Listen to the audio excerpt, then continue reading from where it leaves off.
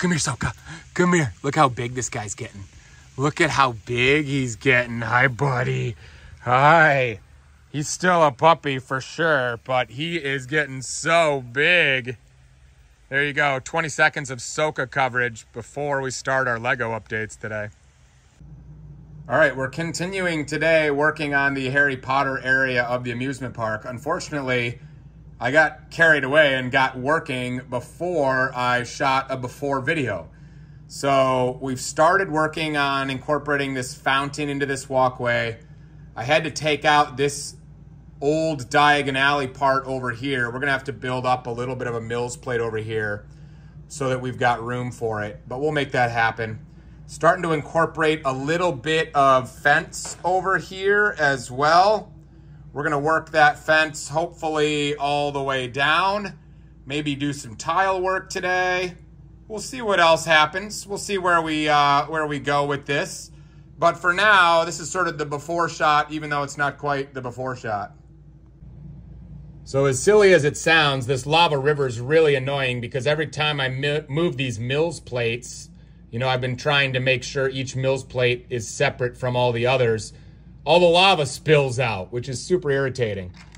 So we're gonna take these 1x2 trans red bricks and sort of make a little wall in here, meant only to contain lava when we separate these Mills plates as we're working on them.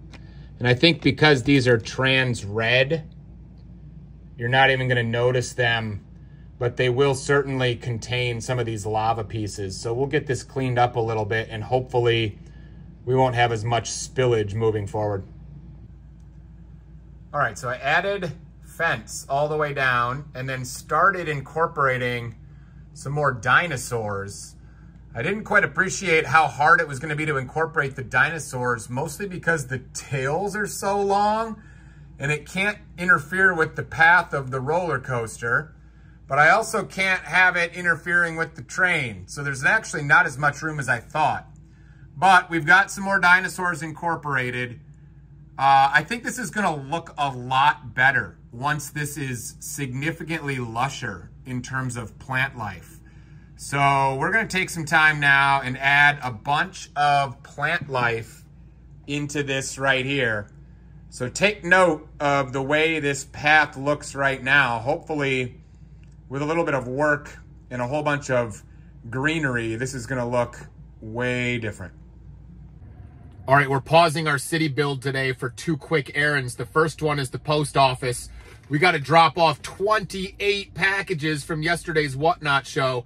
A huge thank you to everybody who bought something from me on Whatnot yesterday. Another successful show wouldn't happen without you guys, so I appreciate you. If you want to be a part of the Whatnot community, the Lego community on there is amazing. You can buy and sell figs on there. I highly recommend it. Check out the description below for a referral code. You will get randomly free money to spend on the app, somewhere between $10 and even up to $200 when you sign up. So I highly recommend you do that. Check out the referral code. That'll take good care of you down there. We're off to stop number 2 in just a second. All right, stop number 2 is Lowe's. You may have seen people use this hosing when they are building trees and want to have a little bit of curvature to the trunk of the tree, but not have, you know, the pieces all fall apart. You can't lock these completely together because then there won't be any curvature, but if they're not locked together, they'll fall apart. So the hosing kind of holds it together. The thing is, this hosing is insanely expensive on Bricklink. It's hard to find a seller who even has it in decent quantity, and you're not going to be able to select the length of it. So I'm wondering, is this hosing or something very similar in this diameter available at Lowe's? We're going to go find out. Our efforts at Home Depot failed miserably. We're back to Bricklink trying to find some hosing. Luckily, a guy in Germany, Magic Magnus, has a bunch of hosing. So we're biting the bullet and paying shipping from Europe to get some hosing amongst some other stuff to make plants. Should have some fun plant items coming in the near future. Brick Scavenger, The plant quest continues. Made a few of these kind of bouquet looking flowers that we will be incorporating, I don't know, somewhere over here. We'll see.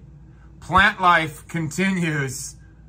I don't know what my kick is about plants have been lately, but I'm just digging on using random parts and building all sorts of weird flowering plants. It's amazing how fast the day will get away from you when you're adding small details to a city and feel like you didn't accomplish very much. But that's part of what this vlog is about, to kind of look back and see where you started and where you came from and then where you've gotten to. So here we are. I didn't add the Mills plates for these earlier Diagon Alley sets, but we did add the fountain, added some trees in there, some funky trees. I'm thinking that as guests come around this corner, this will also be a train station both on and off. This side will be where people can get on the train to go elsewhere. This is where they would get off the train to come visit this part of the amusement park. And then this fountain kind of separates the two walkways with some fun Harry Potter stuff. It's really hard to get in there. I'm gonna have to get myself a small camera so that you could kind of tour this at, you know, minifigure eye level. I'm not sure what I want to do with this end part of the fountain here. I put a couple of 20th anniversary golden figs in there, which I think are fun. I would like the stand to be a little fancier, so that's just kind of a placeholder for right now. These are some funky trees that I've built in the past that I just thought were kind of fun. I wanted to make them tall enough so that they don't interfere with the walkway, but they add some color and they add some, you know, kind of adventurous feel to the Harry Potter area, which I think is fun. And then I also added a bunch of foliage over here, a few more dinosaurs, which are kind of hidden in the foliage, but we added a bunch of foliage. The aforementioned and described plants, flowers are in here. So guests, we still need to add some more here, obviously, but guests will be walking down this dense path, down this brown dirt pathway, and then take the turn in here, greeted by this dinosaur who's kind of looking over the lava river, and we'll be able to see the guests walking around here. And then in here, the guests will be walking down the brown path past all this foliage, greeted by a few dinosaurs in here. And then they have to literally walk directly under this huge T-Rex to get to the entranceway. It's hard to show. It's getting so dense, to the get on the coaster where they would walk up that path and then get on the coaster. So it's getting there, guys. I'm excited about how this is looking. Still so much work to be done. So much work. You can see there's a little bit of sort of like cobblestone type walkway there. My vision is once we get a little further along, we will have some tables and chairs in here for people to sit and watch people on the coaster and enjoy a snack that they may have grabbed somewhere from Diagon Alley. But then the rest of it would be cobblestoned along here. Someday project, maybe tiled, I don't know, we'll see. We'll see what we want that to look like. So there's still so much work to be done. But man, it's getting there. It's really getting there. This is nowhere near dense enough right here. So this needs a bunch of work. We will get some stones put in there, some more dense jungly plant life in there as well. We've got to find a way to protect people from falling into the lava river. You can see we put some fencing up on that side, but I didn't get to it on this side yet. And then another thing I would like to do, what I don't like is how brightly colored the volcano is. So you can see down here, we've got the beginnings of some lava flowing down the volcano. Still a lot to do there. But all of this bright green color is obviously inappropriate for a volcano. So this is all gonna have to get covered up with gray and trans red and hopefully some smoke, stuff like that.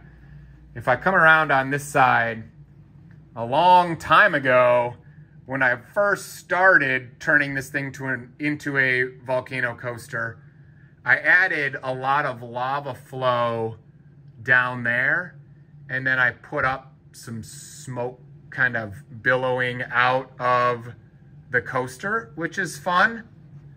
But so much more to be done there to really have it feel kind of darker and gloomier like a volcano should. Some point we will work on the entrance, I don't know if that's an entrance or an exit, of the train station here. And also over here, you know, obviously the red color needs to go. So we will kind of put some rocks up there, some slopes in there to have that looking better as well. Little progress at a time. All the little details are what make your city come to life, but they take a long time and they take a lot of bricks, so we're getting there. But today was fun. I had a really good time putting that together. We got sidetracked a little bit with that hose distraction, but I just bit the bullet and ordered some hose. And by ordered some, I ordered like 250 pieces of hose. So we will have plenty of hose to make more palm trees, make this thing even more tropical, jungly as we move forward with our dueling dinosaur roller coasters. But for today, that's it. The kids will be home soon. Hope you guys have enjoyed this little tour and this little update. We will see you next time on the Brick Scavenger channel. Well, if you made it to the end of the video, you get 30 more seconds of Soka. This dude's getting so big. He just woke up from a nap. He's doing so good. He's getting so big. Hi, buddy. Hi, buddy. These teeth are so sharp. Look at these things. Chompers. Oh, my gosh. Hey, buddy. Good job. He's probably like 6 months old now, and, man, he is getting big. He eats like a horse. Look at this guy. We'll see you next time, guys.